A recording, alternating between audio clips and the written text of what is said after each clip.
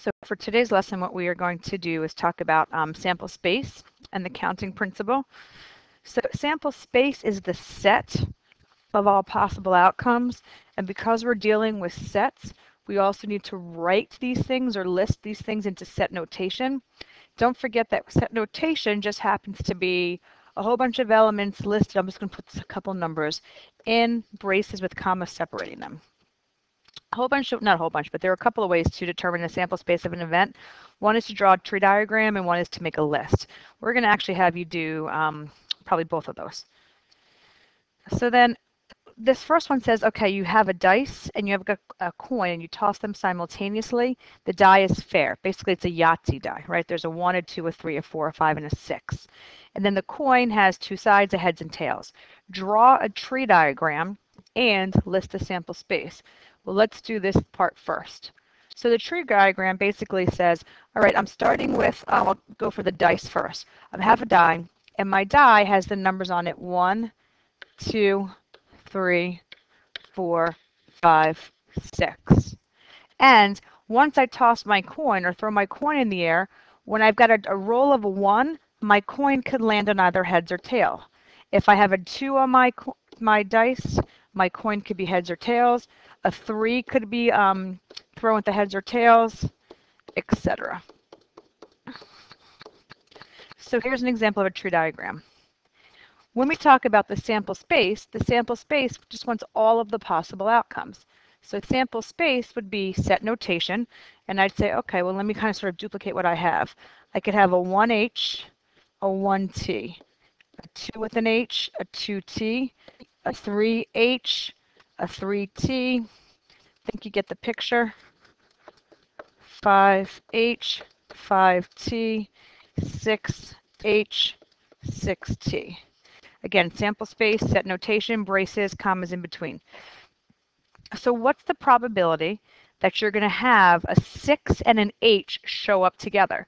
In this case, there's only one. So there's only one 6H, which means I've got a 1 out of 12 chance, right? Because there's 12 possibilities. There's 12 branches off my trees, and there's also 12 items in my sample space.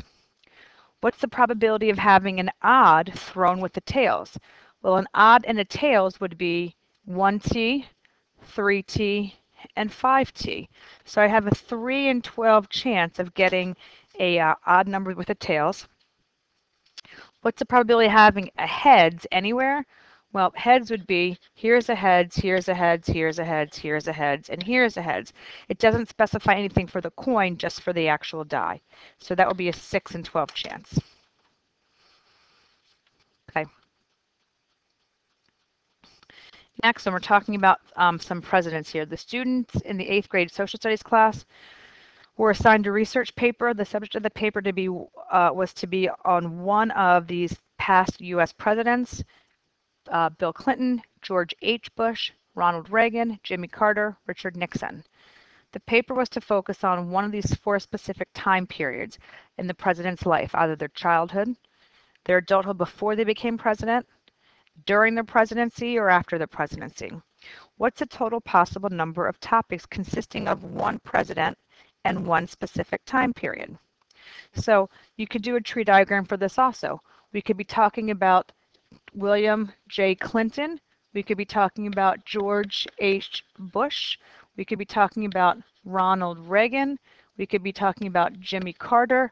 We could be talking about Richard Nixon. And then there's 4 different periods of their life.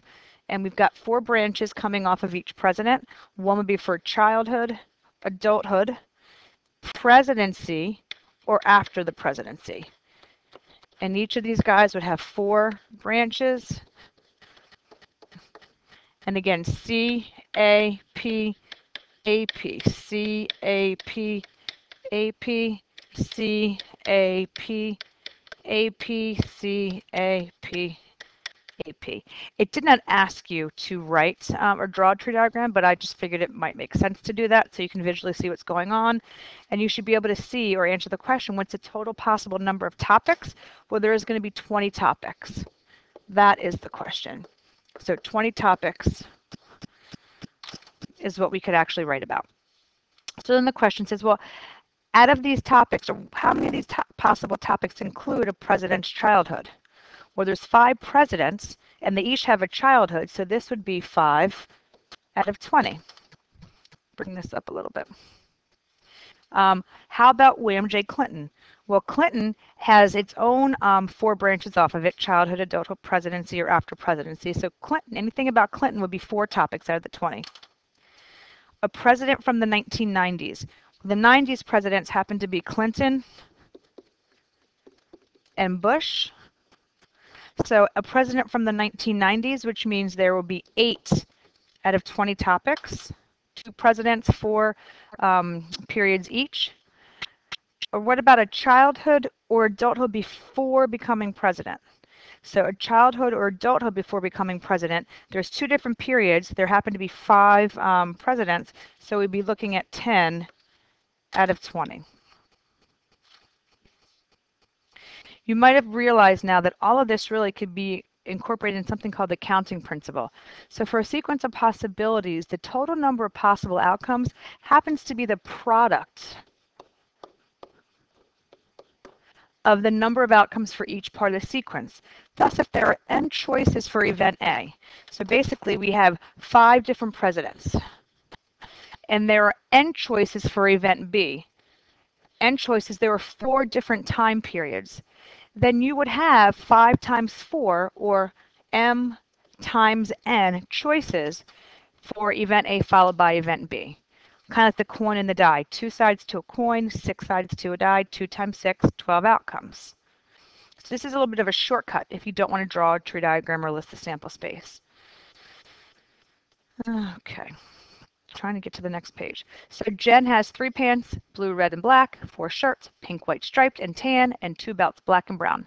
How many different pant, shirt, and belt outfits can she choose from? Well, the counting principle would say if I've got 3 colored pants, 4 colored shirts, and 2 belts, and I'm using each one of those for an outfit, I would have 24 outfits. So you could always do a tree diagram. I will just kind of put one up here real fast. I'm going to put pants. I guess I'll do pants first. So we've got blue, red, and black. And then I've got shirts off of that. 1, 2, 3, 4. 1, 2, 3, 4. 1, 2, 3, 4. What are these? PWST, PWST, PWST. And then off of those I've got belts, and there's 2 different belts.